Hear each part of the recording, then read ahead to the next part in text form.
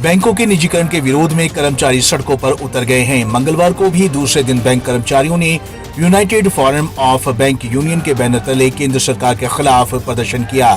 इस दौरान केंद्र सरकार के खिलाफ नारेबाजी भी की गई।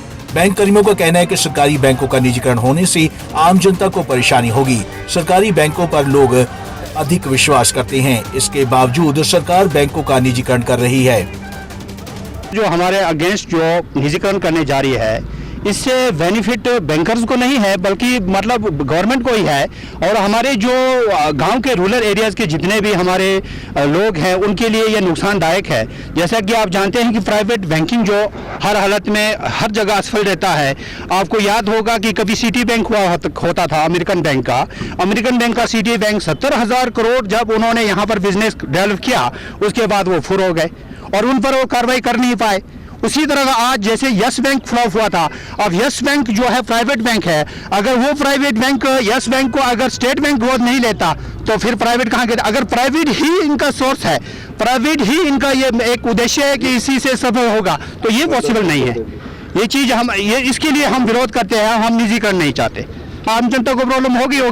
आम जनता ये आप बिल्कुल खुले मन से आप जिस तरह सरकारी बैंकों में प्रवेश करते हैं, प्राइवेट बैंकों में आप प्रवेश नहीं कर पाएंगे। वहाँ आपको मोटी रकम चाहिए। यहाँ छोटे बैंकों में आप ही देखिए, जितने भी इन्होंने हमारे को जो टारगेट्स दिए हैं सरकारी बैंक में सब पूरा किया। 12 रुपए का इंश्योरेंस अगर प्राइवेट बैंक को बोले करेगा वो? हमारी जो सरकारी गवर्नमेंट है, सरकारी बैंक है, उन्होंने हर काम को अंजाम दिया है। उसके बावजूद भी वो हमारे को निजीकरण कर रहे हैं। हमने चाहे वो नोटबंदी का दौर हो, चाहे वो कोई फाइनेंशियल इंक्लूजन का दौर हो, हर दौर में बैंक ने मतलब पूरा सपोर्ट किया है, हर टारगेट उनकी पूरा। बैंक कर्मचारियों का कहना है कि सरकार को अपनी नीतियों में बदलाव करना होगा। पूर्व में भी बैंक कर्मी निजीकरण के लिए बनाई गई नीतियों का विरोध कर चुके हैं। सरकार बैंकों के निजीकरण के फैसले पर अड़ी हुई है। सरकार के इस फैसले से सबसे अधिक नुकसान जनता का होगा।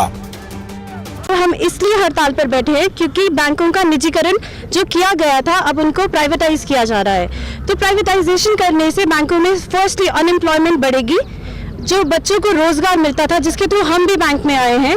लाइक आप हर स्टेज पे क्लरिकल हो, ऑफिसर्स हो, बैंकों में भर के नौकरियां निकलती थी और बच्चे रिक्रूटमेंट के लिए फॉर्म्स भरते थे, लेकिन धीरे धीरे वो भी बंद हो जाएगा, सो अनएम्प्लॉयमेंट बढ़ेगी।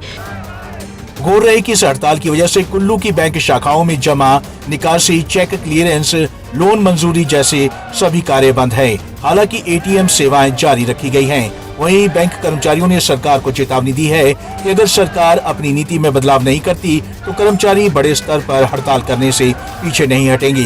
पंजाब केसरी टीवी चंडीगढ़ के लिए कुल्लू से मनमिंदर अरोड़ा की रिपोर्ट।